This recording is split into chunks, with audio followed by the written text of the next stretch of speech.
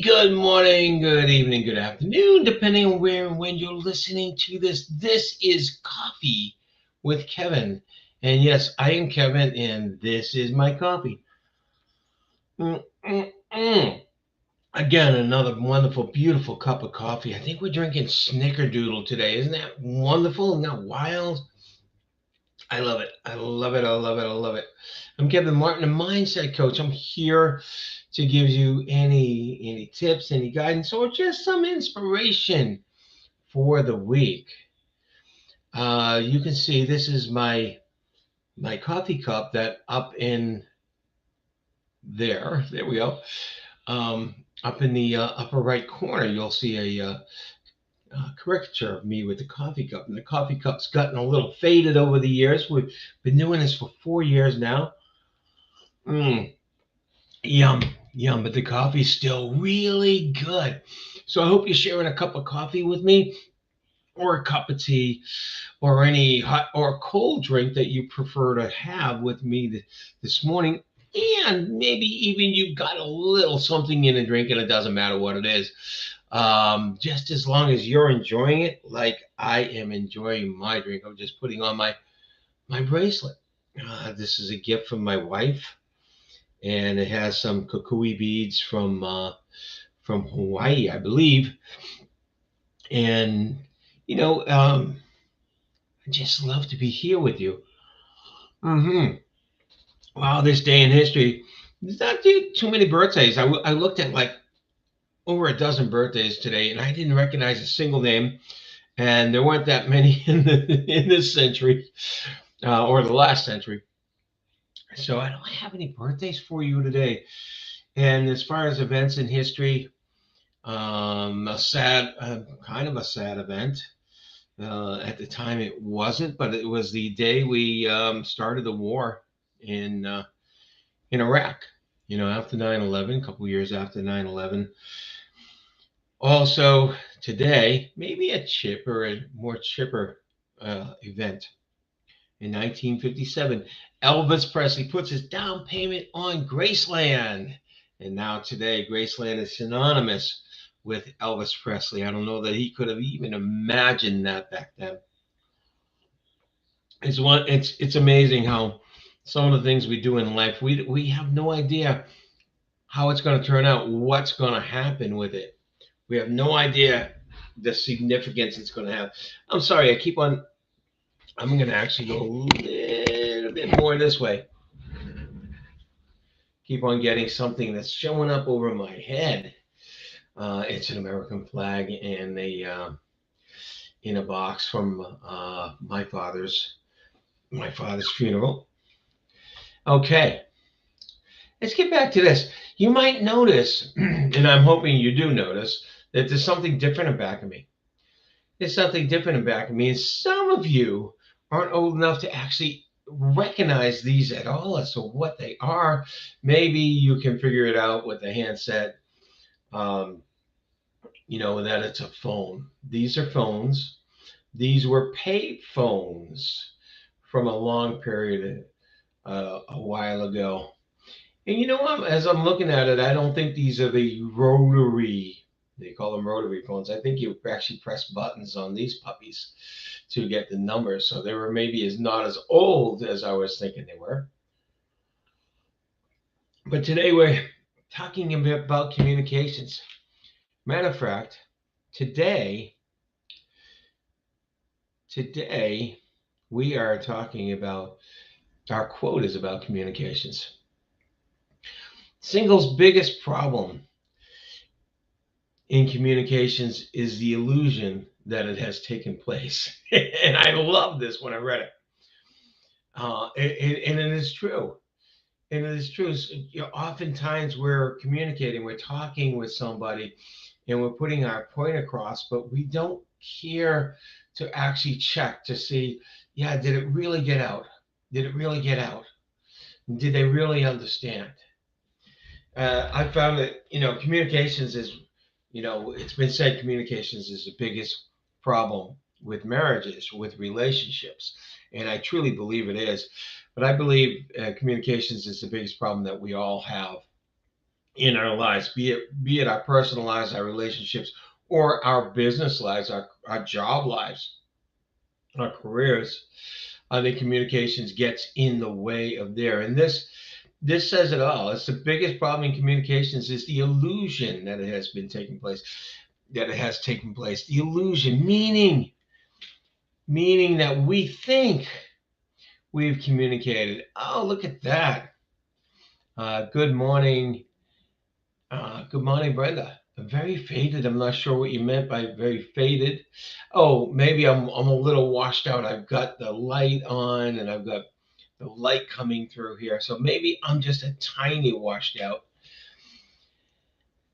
Uh, so communication. What are we talking about with communication? You think, okay, the communication is easy.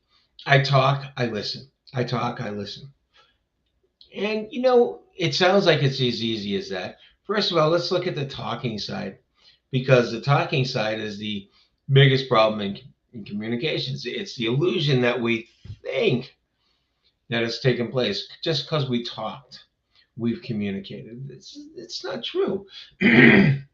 Because when we talk, we're talking from our internal representation of what we think the thing means that we're talking about.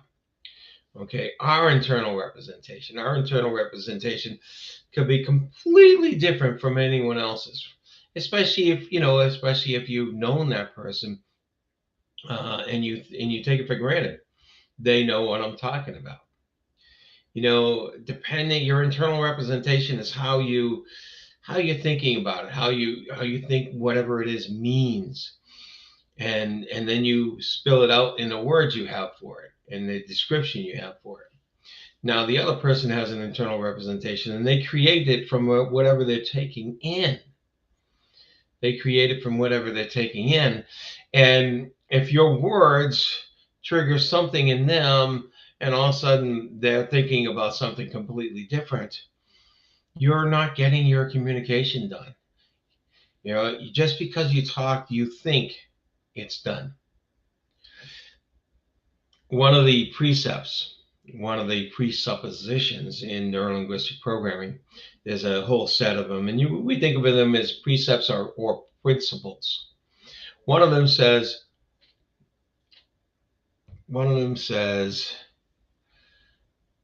the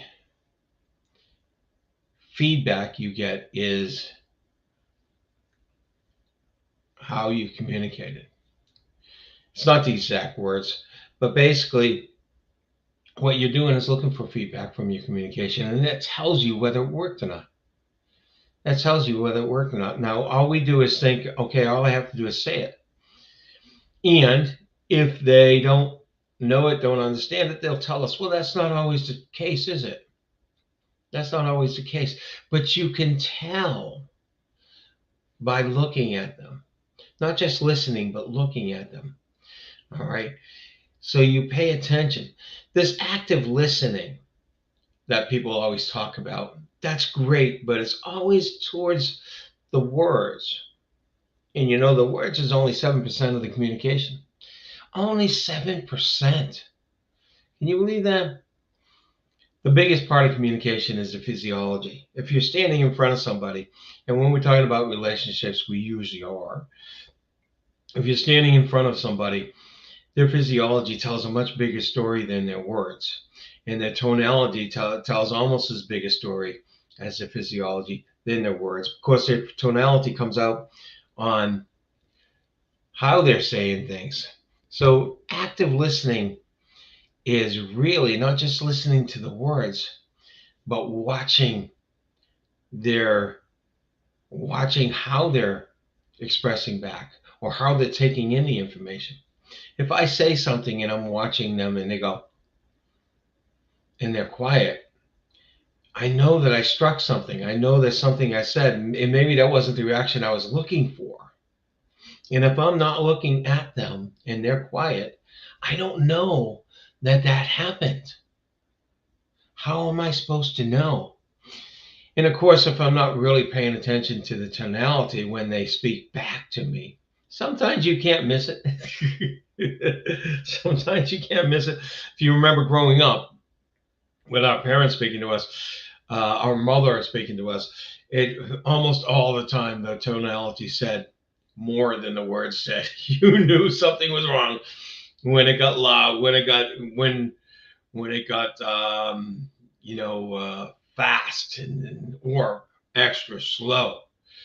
You knew something was wrong. And of course, words, if your mother or father include, especially your mother, included your middle name, oh boy, that's when words got important. We knew when we were young how to listen for that. But when we grow up, we don't know necessarily how to listen for that. So part of active listening, true active listening, is watching and listening not just for the words, but how the words are being said. That's true active listening. And when you watch the physiology and you listen really attentively to the feedback you're getting from the words, from how they're being said, you're actually figuring out communication. You can then figure out, did they get my communication? Was I looking for that response, or was I looking for a different response? That's when you can get really good at communicating. All right. This has been Kevin, Coffee with Kevin. Not just Kevin, but Coffee with Kevin. Mm-mm-mm. Again, I love that coffee this morning, that snickerdoodle this morning. It is just absolutely wonderful. If you want to know more about communications, about the things I've been talking about, please reach out to me. Please reach out to me on Facebook or LinkedIn or YouTube. Wherever you're seeing this, reach out to me, find me, or you can find me at www.poseffects.com, POSEFFECTS.com. And there's a little um, contact form there. I'd be glad to get on the phone with you, and no cost. I love sharing this information. I love sharing this information. Okay, it is time. It's that time again to wish you a phenomenal day and a fantastic week. But I don't have to wish it for you because you're in control of it. You're the one who can make it a phenomenal day and a fantastic week. I'll see you all next week. Oh, and don't forget, if you like this, please like and please share. Comment. Please do comment. Sometimes I have a lot of people listening to this, but no one comments. Like, share, and comment, please. Take care. Bye.